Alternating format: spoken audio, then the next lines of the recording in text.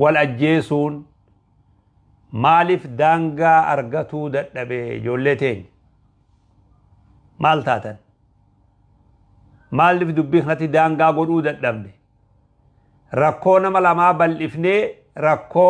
حواسا مالف قونا يو ركو لين أرغمت نمنو خنوندي نما توكو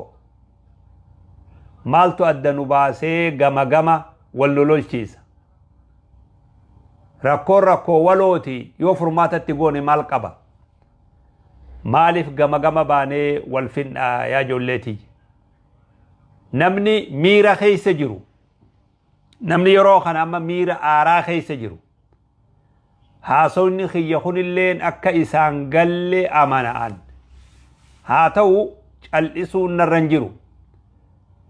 نمني أما ميرا خيس جرو ميرا هجا خيس جرو يواو ميرا حركة خفلتو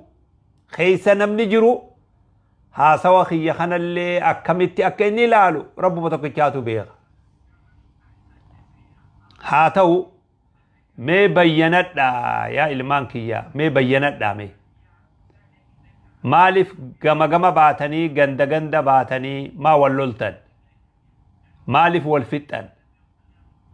ركو يو أرغمتي نموت ركون جدوتي أرغمتي سن جدو مان فني ما بل إفتني ركو غندا يو ركو نانوا أدى غوتني غما مالف ولد دولتن دبين كوني أكوان حماتين وبيتنيمي ربين كين سبحانه وتعالى قرآن خيستي ولا تزر وازرة وزر أخراجا لبون تكا لبون أفيفو يكمتو تات يكنما بروم بأتوجا لبون تكلينو يكلبو تكام بأتوجا بدي نمي تكو بلي سرّا نمي تكو نغافتم بدي محمد بلي سرّا بدي نمي تكو محمد جانين بليس يواو نمي تكو خالي جانين بلي سرّا يوسف نغافتم أبي بكر اللي نغافتم أبا بدي سن بلي ستو بدي سن الراغافتم أما ميدان نتي والميدا جرو نما لما فكين يفخن نانو سعوديتي واللولي يواو يان نانو يمنيتي واللولي فجيتشا نمني توكو طرف سعودي خجرو يواو طرف بيتكا خجرو خهما تكا قبان قبل هجي إستي جرو ميد أما يواو نمي توكو خخرا ديمو ميد أما نمتي چخون مو ركو تكا قبان قبو يو فقاتي نمو تبرو بوليس نانو سني شرطا وفي الرائقو ملي نما أكا خياتو نميد أجيه وفران إيقو دو أكا ستي راكوتنا خيسة بوئي راكون تر إسا مدتي جيشو حالين أني إجان أرغي جولتين حالا نما سوخا نيسو حالا نمين إلما نمرتين دلين نما قوسا تكا ديسي نما أمتا تكو ديسي نما سبا تكو ديسي نما أمانتي تكا وجيك أبو ديسي أبو ما فد دنياتنا را حتى بنين سلي أكا أما نتي والغوني خنا من سلي نبني نقول دوبا أبوليس خان كي دير أكا خيتي أكا ستي ميت أكا فكاتو رفدني ويواتي سني ودون تلالي أقررو سبحان الله واني دلغا ماجرو غرجبيني همنا هماتو غرجبيني خوني مال الرادو في جولتين مالتو أكنا غرانو جبيس مالتو أكنا غرانو هميس مالتو أكنا ولدتي غرانو جبيس أكملت أكنا ولي جراجة باني مال تاني بلا مال تنتبه يجولتين ميتكو ميرا خيسابايا وانين السنين جو خلنا لقيفت يا جول نمد لماتو نبي براتي صلى الله عليه وسلم والفلماني أفان انتقو أفا والفودان نمني توكو ني آري إسال لماني را توكو هدو آري فول لساخن ديمتي هدي مرمى ساخن هندي أكنا خيط أبتي فول لساتي قمالي ديغا نكاتي دين نكاوي فول لسا خانا نبي صلى الله عليه وسلم أني وان تقوم بيخا ودو نمتيچو خوان سنجئ خارخون الراديم وان سنين بيخاج النبي صلى الله عليه وسلم لو قال أعوذ بالله من الشيطان الرجيم odoo jecha kana jee rabbitti maganfadha shayxanarraa jecha juu kana silaa jee wanni inni amma aarri silaa isatti jiru kun irraa deemaa jaa nabiin sallallahu alaihi wasallam kana dhufanii sahaabaan itti himan برنبينا كنجا صلى الله عليه وسلم سلا أعوذ بالله من الشيطان الرجيم جته واني أما سرا ملة تخون عارخ سرا ديما جي نبيني جانين جنان نمتجو خمال جي أبو دي ماسي أنا وين مرات هذا جين نما مرات أعوذ بالله جاء جي چوسات وين مرات دي جي دو يرون أما إسنتها سوخنا أكا نمتجو خنا اللي تهونو ما صداد آتهم لتعيها أذن واعية قري وقبت عقلي وهبت وان كان نهبت جئي يادا بؤائن يتي في قنوتي والفن بؤائن يتي والمينة بؤائن يتي شبو والرد لين إن يتو فيدة وان كان را فايدة إن يتي eenyu miidhamaaf fayyadate moo kamiidhu kanaaf fayyadate faayidaa eenyutiif maal taane kamii gatteenyee rakkoo jirtu furmaata godhuu dadhabne namni immoo waan kana wal jalaa fuutanii dabarsitan yaa buleessoo ibidda irratti banzeelan naqinaa ibiddi yoo bakka takka qabate warri isaat adagalleen bishaanin dirmata malee ibiddaan hin dirmatu مخينا اللين بشانين ديرمات نمي لما يو أفا والفودة توتي تكا يو والنبد غندي يو والنبد غوستي يو والنبد لما انت يا بشانين ديرمات مالي إبدان ديرمات مال تاتني آدا هواسا خنجل ولا اللي شريع اللي ولا اللي وهند سيرة دنيا اتبولت اللي ولا اللي سيرة هيرة maal janiini daggalaa yoo taate malee warra takkaa wanni takka isa biran gayin akka nuti godhaa jirru hedduu bareedaadhaa miti yaa obboleessoo namni aqlii qabulleen tokkollee waan kana hin deeggaru abbummaan fedhe atilleen hin deeggartu yoo aarri hoggasi jiru san taate malee hoggaa aarri sirraa gale atilleen waan san hin deeggartu ammoo shayxaanni as keessaa qooda qaba addanu fageessu garaa walitti nu booreysu nama achi dogoggora dalagu san odoon ta'in namuma biyya jiru bakka biroo jirutti illee garaa keessatti jibbanna uumu hammeenya akka walirratti hammaannu uumu akka wal shakkinu ijoollee obboleeyyan wal godhattee laga wajji ceetee bahar wajji ceetee obboleeyyan wal godhattee wajji jiraatu waan argatte wajji nyaatte wajji dhuyde rakkoo wajji ba'atte wajji beeloyte wajji jiraatan hoggaa amma wanni akkanaa dalagamtu mee akkami garaa kamiin ijoolleen tun wajji galti tabirolleen garaa kamii wajji teessime shakkii walitti buufnee shakkii walitti uumne akka waliin gargaarre akka waliin deeggarre akka walitti booharre taasisaa jirra yaa obboleeyso rakkoo tuuta muraasa takkaatiif ummanni keenya akka itti wajji jiraatu dhabee zanni walitti badee keessisaa walitti boorawee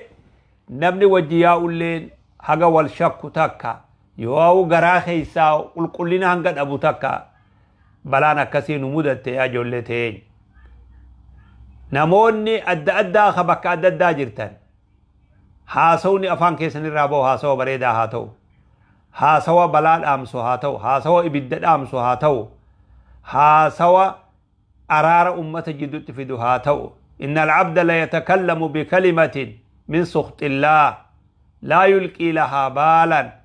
فيهوي بها في جهنم 70 خريفا أخرج النبي صلى الله عليه وسلم قبرك دبيتك دبتا دبيسنا دو ميزانة تنقون هنگلا دبين تيتون هنگنا جيس جيشو خيان dubbii rabbiin jibbu dubbata dubbiin tun hangana guddattee laal sababaa dubbii sanii ibidda jahannam keessa gaddeemaa amata 70 jedha annabi sallallahu alaihi wasallam man aana ala qatli muslimin namni obboleessa isaa ka islaamaa tokko ajjeesuu irratti gargaare hattaa waloo kalimaa guutullee ni ishaarumaan akkas godha dhawa ajjeesa dhiiti dhawi mataa bashaysi mataa fottoysi mataa akkana godhi qaama cabsi harka cabsi jechuudha miti ubeek ishaarumallee yoo kenne ishaaraa wahii agarsiisa akka nama ajjeechaa san keessatti sharrakee tahaa jedhan wajji ajjeeftetti ilaalamta ati amma kabira jiraattee lubbuu san hin baasin akka nama lubbuu san baasetti lakkaawamtaa jaandu rabbiin keenya subhaanahu wa ta'aalaa waan gaarii irratti wal gargaaruu nu ajaje waan hamturraa wal dhorkutti nu ajaje la ta'khudunna ala yadi adh-dhalim wala ta'tirunnahu ala al-haqqi atra harka nama zalimaa qaba isin keeysaa nama miidhu harka qaba haqarratti dhorka akkas nuun jee nabiin sallallahu alaihi wasallam qaba zalimni gosan qabu gandan qabu nami nama miidhu gandan qabu biyyan qabu nami nama miidhu bakkum hunda jira waliigalaa nama miidhu san harka isaa qaba akkasitti ajajamne unsur akhaaka zaaliman oo madluuman obboleessa keetii tumsi isaa nama miidhus isaa miidhamus jedhan sayaa ergamaa rabbii jedhan sahaabaan kun isaa nama miidhu isaa miidhame ni tumsinaafi nama miidhameef tumsurree akka isaa nama miidhu yoo akkamit tumsinaafi jedhaniin sahaabaan nabii gaafatan sallallahu alaihi wasallam guyyaa inni miidhame tumsuun haqa ammoo isaa nama miidhu akkamit tumsinaafi jedhanii nabii gaafatan sallallahu alaihi wasallam wayta nabii maal jedhaniini zulmii sanirraa dhoorkitaa miidhinsa inni nama miidhu sanirraa dhoorkitaa santu isaa tumsuudha jedhan badirraa dhoorkite nama miidhurraa dhoorgite dhiisa abalu waan kana jettee dhoorgite santu isaa tumsuudha jedhan namni waan hamtuu namarratti hin dalagu boru wanni akkasiin irratti dalagamti jechuuf dhaba ilmoo namarratti waan hamtuu hin dalagan boru ilmoo teeti irratti dalagamtiif dhaban obboleessa namarratti hamtuu hin dalagan boru obboleessa keeti irratti dalagamtiif dhaban gosa namarratti hamtuu hin dalagan boru gosa teeti irratti dalagamtiif dhaban maatii namarratti badii dogoggoran dalagan boru maatii teeti irratti dalagamtiif dhaban lubbuu namarratti akka malee dalagan sirratti akka malee dalagamuu sodaadhaaf kanaafuu obboleeyyan kiyya yeroon amma isinitti haasa'u kanarraa namni rabbi aqlii isinii kenne namni rabbi beekumsa isinii kenne namni rabbi subhaanahu wa ta'aalaa sagalee isinii kenne rakkoo ijoollee teenya jidduutti deemsifamaa jirtu san yeroo gabaabduu sanatti akka dhaamtaniin isin kadhadha maqaa rabbiitiin namni sagaleen isaa dhagayamtu namni waa bu'aa buusuu danda'u ka bakka sanit dhihoo jiru yoo waan kana qaceelee nurra keessa beeku yeroo ammaan isin lallabu kanarraa kaaftanii rakkoo ijoollee teenya jidduu deemaa jirtu san akka dhaabdaniin isin gaafadha ijoollee teenya jidduutti waan deemaa jiru san ilmaan kun ilmaan keenya bakka fedhetti dhalatu oromiyaa tanarraa ilmoon tun ilmoo teenya namni kun nama keenya namni kun ummata keenya rakkoo isaan jidduu deemaa jirtu san halkan edanaa kana bira akkan dabarre hanga dabreewu rabbiin nu haa araaramu asumatti akka dhaabdan nama amma miidhamaa jiru akka miidhama san irraa dhaabdan namni waan kanaa miidhame yoo jiraate akka hawaasa kiyyatti buula kafallee wal aannee ummata gama fayyaa gara nagayaa akka deebif wanni tun deemtee rakkoo hawaasa keenya akkan taane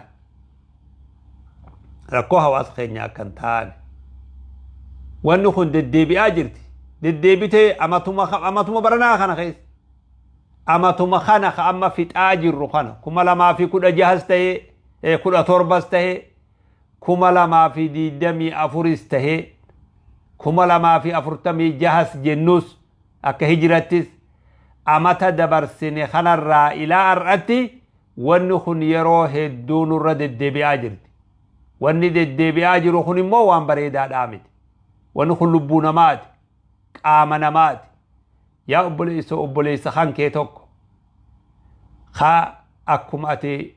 jiruu jirjiirratuudhaaf deemtetti jiruu jirjiirrachuu deeme. Hoggaa haalli rakkinaa kun isa mudatu si gammachiisa.